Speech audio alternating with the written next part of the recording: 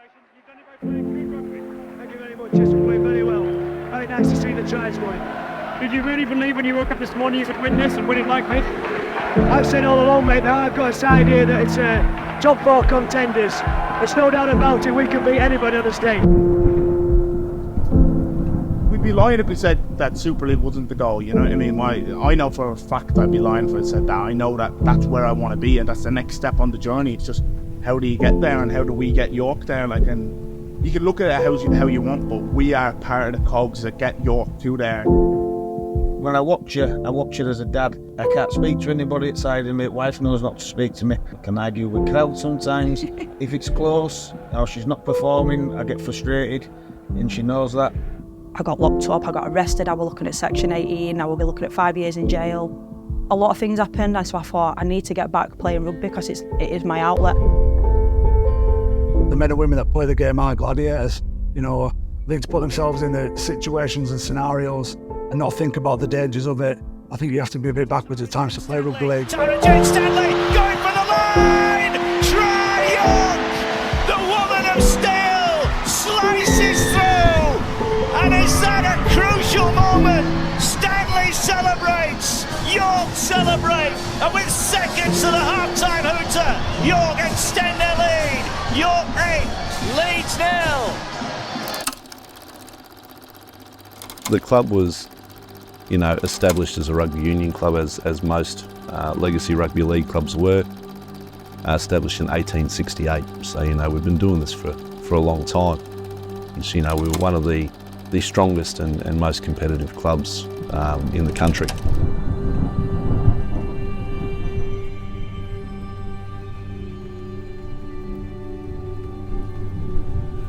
I love the game because it's given me a lot. It's given me a purpose, it's given me confidence, it's given me a social circle, it's given me a group of friends, it's given me my best friends.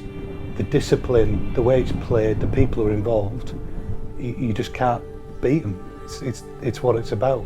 I think it's about the heritage of where we are as an area, as a city. The sport is a lot of the things you want to instill in people. You talk about grit, you talk about people digging in. When things are getting a little bit hard, you get up and you go again, and you keep going and you keep going, and eventually you get what you want. These are the things that I'm always pushing to my kids. These are the things that I try and do myself. And I think there's a lot to be taken from that. There's an honesty about the sport. There's nothing quite as exciting as watching somebody sprint the full length of the pitch or put a little kick through. Or it's got all the skill in the world and the bravery and the dedication and the fitness that comes with it. And I think that combination for me is massive.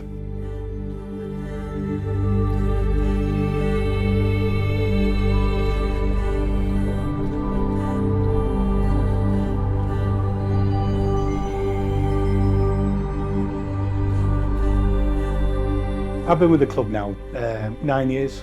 I think in that 9 years we've had, I think it's 8 different offices, 6 different playing fields, 2 coaches and 3 owners.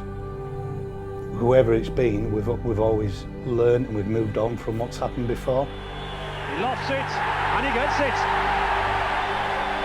So that upraised flag signal. I was a bit surprised when Clint came in. I like what he does, I like what he brings. He's clear in his targets, he's confident in what he's doing himself, he's confident in the team we've got around him, and he knows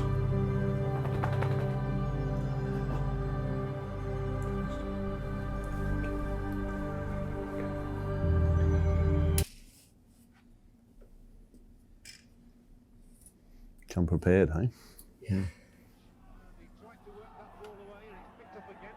The game has always run with promotion relegation. If you win the 3rd tier, you come into the 2nd. If you win the 2nd, you come into the 1st. That's now done and dusted. This last series of playoff games will be the last time that performance on the field dictates who's in the top competition in Super League. The IMG scenario where they've now come into the game, IMG is the world's largest sports and entertainment business. There's no denying.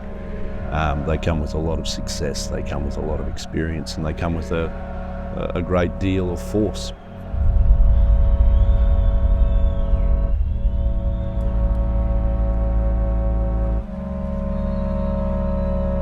the 2024 season come the end of it, you know, if you're not in that top bracket of teams, whether it's going to be 12 or 14, we don't know yet. If we're not in that top tier, that could be the last opportunity for a number of years to get into the top flight.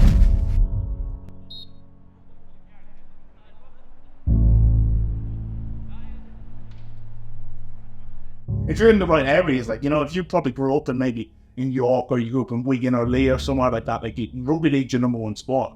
When I say it means everything, I literally mean it means everything. York, are they going to risk the kick? They are. They're kicking wide for Harrison. He needs a bounce. He gets a bounce. Harrison in and out. Harrison still going. Oh, what a pass! What a try! What a wonderful try from the York Knights! The game's not bringing in enough money at the moment. It's not generating enough income.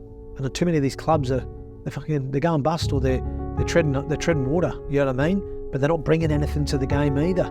We're a small organisation. The blessing is the curse in that you get to really know these people.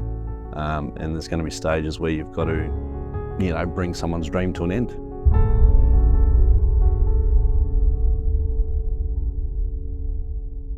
If we are just short come the end of 2024, what does that look like then for him? That's the $1 million question, isn't it? But I've all made sacrifice. I've sold my house in Warrington. I've now moved to York. I've left my kids in there. I'm divorced now, see? The hardest thing, I think, is for me to process, and sometimes you can't process it, so you just try and live above it a little bit, is what happens if I get this wrong? What happens if I am wrong? How many lives are impacted? What sort of repercussions, you know, would I cause if I don't get this right? If I can't figure it out every time, you know, what sort of destruction am I causing in people's lives? This is a Super League club in waiting, 100%. But when that is, I don't know.